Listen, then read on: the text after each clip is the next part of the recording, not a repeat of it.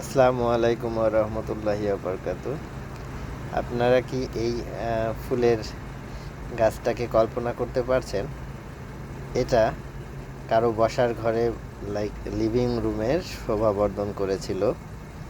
এটা যখন তার পূর্ণ জীবনে ছিল তখন এটা দেখতে অনেক সুন্দর লাগতো, আমি এটা বুঝতে পারছি। কিন্তু আজকে দেখেন এর অবস্থানটা কোথায়। এটাকে এই যে ওর যখন সেই সৌন্দর্য যৌবন শেষ, তখন ওকে রেখে যাওয়া হয়েছে এই যে ডিসপোজেবল ট্রাশ প্লেসে। ওকে ডিসপোজ করা হবে। তাই আমাদের জীবনটাও আসলে এই ফুল গাছটার মতোই।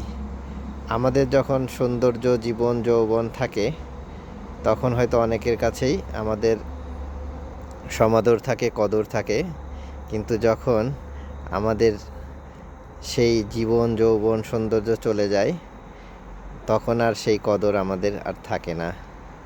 আমাদের আসলে আলটিমেট গোল, লাইফের আলটিমেট গোল হচ্ছে কবর। তাই আমরা আমাদের যখন ক্ষমতা আছে, শক্তি আছে, সৌন্দর্য আছে, তখন এমন কিছুই করব না যা আমাদের কবরে আমাদের জীবনটাকে বিষাদময় করে তোলে।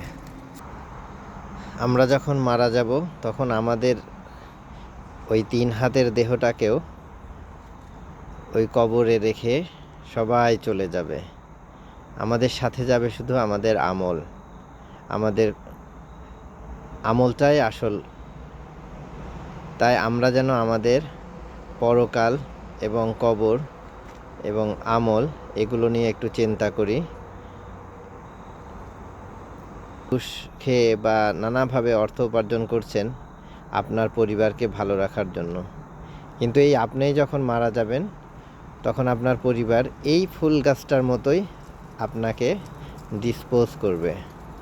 এখনও সময় থাকতে নিজের পরকাল নিয়ে ভাবুন এবং পরকালে আল্লাহর সামনে কী নিয়ে দাঁড়াবেন সেটা নিয়ে চিন্তা করুন। এই বলেই আজকে শেষ করছি। আমার জন্য দোয়া করবেন, আপনাদের সবার জন্য দোয়া রইল। আল্লাহ আমাদের নেক হায়াত দারাজ করুন। আমিন। আসসালামু আলাইকুম ওয়া রাহমাতুল্লাহি ওয়া বারাকাতুহু।